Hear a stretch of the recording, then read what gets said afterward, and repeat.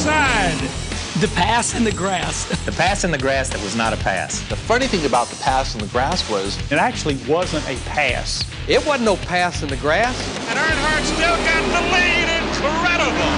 That was almost the zenith of the Earnhardt-Elliott rivalry. it turned out to be a heck of a race, mainly between Bill Elliott and Dale Earnhardt. They came to the trial, and it's really not a pass in the grass. And Earnhardt loses it, goes on the grass, comes back. I mean, it was amazing. Folks, it's misnamed. It wasn't a pass. Earnhardt never actually passes Bill Elliott. Earnhardt was first going into it.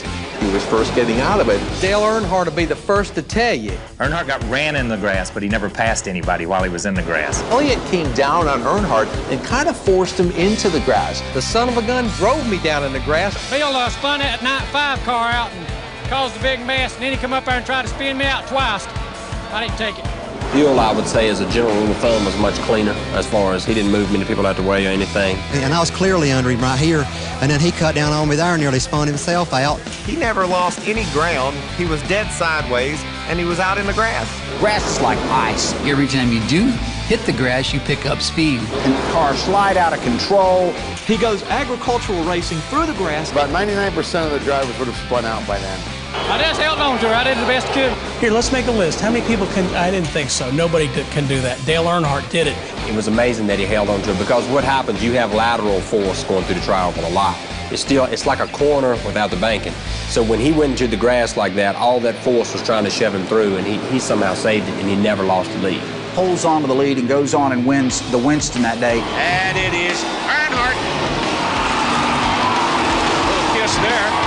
Never understood the title pass in the grass. Nobody have passed anybody, so I'm not sure why they call it the pass in the grass. The pass in the grass is such a cool name. I think people let that one slide.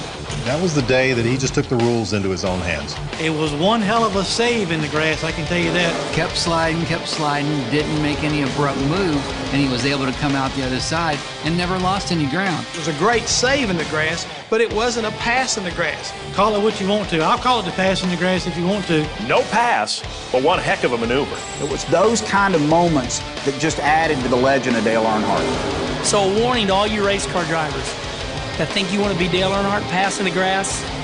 Don't. You're going to wreck. You're not as good as him.